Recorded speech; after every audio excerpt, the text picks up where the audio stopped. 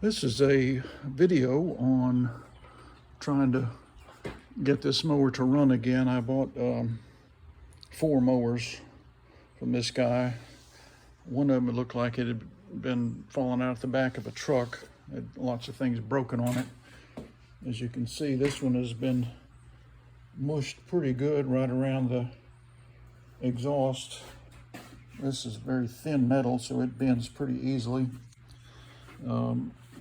One of the things I've learned to check on these is the thermostat on this that attaches to the muffler, that then when it gets hot it pushes this way and opens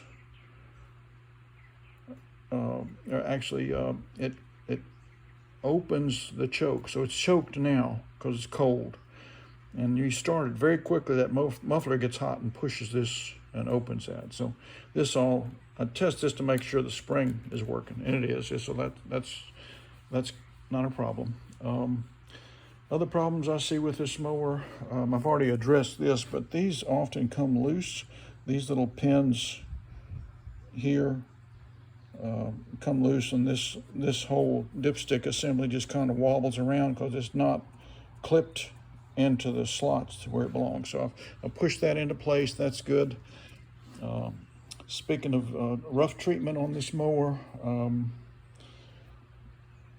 somebody's run the front end into something, and if it's pushed in far enough, it will affect the opening and closing of the valve lifters, but I don't think it's been smushed enough to do that. If it is, I'll know that when I start it. The air gap looks too narrow, certainly on that side, so I'll probably redo that. I've already checked the flywheel key and it looks fine, so that's not a problem. The wheels all look good. They're missing the little tabs, so I'll have to go into my collection and see if I can find. There's just 2 on this type mower. There's just 2. This lever moves the whole axle up and down, and then that lever, same thing, it moves the whole axle. So you're not adjusting 4 wheels individually. Let's take a look underneath. If I remember right, this thing may have an upside down blade. Nope, it's okay. A lot of gunk under there, but the blade looks all right, so that's good. Again, this is a Troy built mower. It's a pretty big one. Maybe there's a sticker on the side here. It's long gone. I think that's where it used to be. It is self-priming, obviously.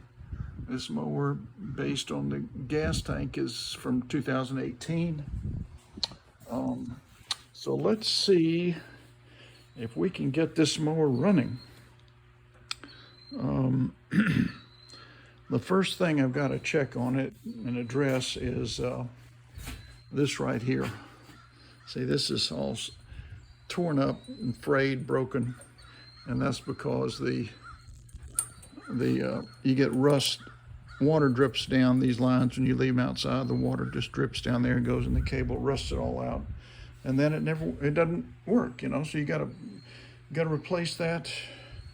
Sometimes I'll just rig something up with a little weaker spring, and that will be enough. But since this is so frayed, I don't think I can save that part of it. Maybe I can save that end. But the first thing I got to got to watch out for that, because that'll poke you and give you tetanus right there. So I've got to get that off of there.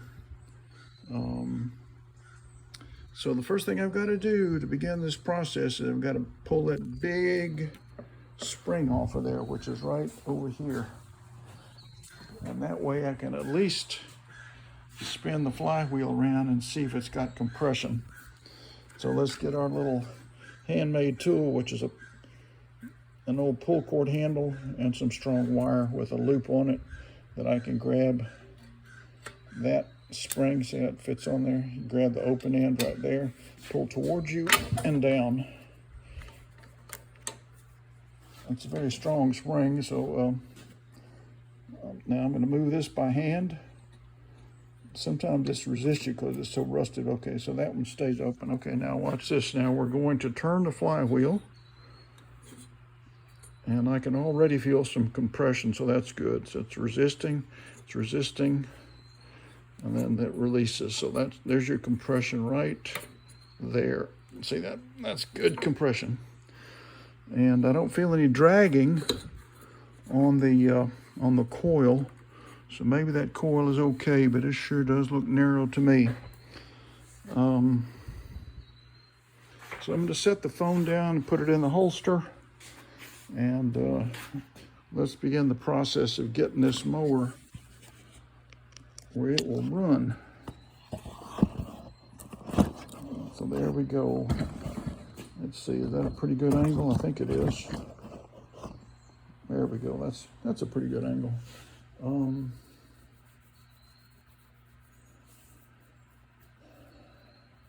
I think there was some old fuel in there. So let me take the camera over this way. The first thing I've got to do is address the carburetor, which is right there. And if you guys have watched my videos enough, you know that what happens next is I'm gonna remove the tank and the carburetor as a unit. In other words, this is gonna come off. I don't detach it from the carburetor. I have to get the carburetor off, and so the carburetor and the tank come off as a unit. So let's begin. I need to get a 5/16 and a 9/32 and get this air cover plate off. Now the air cover plate, like so many of them, I don't know why this happens over and over again, but the air filter's gone and the plate that sits on here is gone. So I'll have to go into my supplies and find one that's gonna fit.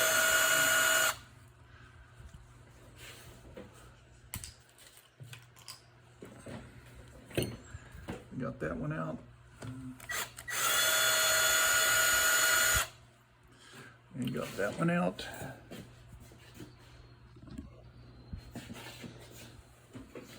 That's the two 5/16 that here. They're about level, one there and one there. And now I've got to take the 9/32 out, which is inside the little kind of oval shape here. There's one there at about 9 o'clock, and then there's one down here at about 5 o'clock. So those have to come off in order to get this plate off and get to the carburetor, because I'm sure it's full of old fuel. One, two, well, there's another one out. Okay, now there's a little inset here for this vent to the tank, and that's how it doesn't. That's how this tank vents, is this little pinhole right there. And so I'm going to lift up this tank and free these clips. It fits on that metal frame there. It kind of bumps into that, so you got to kind of get it around that. So pull it up. All right. And so now I've removed these screws, so this plate will come off. I got to hold this little vent, crankcase vent tube. So there we go, not too filthy. And so now I can begin to pull this carburetor towards me and wiggle it a little. Okay, and now it's free. And so I'm going to begin to pull it out. And what I want to do is free up this linkage first. So I'm going to begin to tilt this so I can get this linkage out first. Bring it toward me, then down. This little thing is flexible. Okay, so there, it's off. And now I make this L turn, get that off. So this is now off as a unit. And I'm going to get the old fuel out of here. And so when you come back, I will have cleaned the old fuel out of the tank and the carburetor. So that's enough for now. Stay tuned.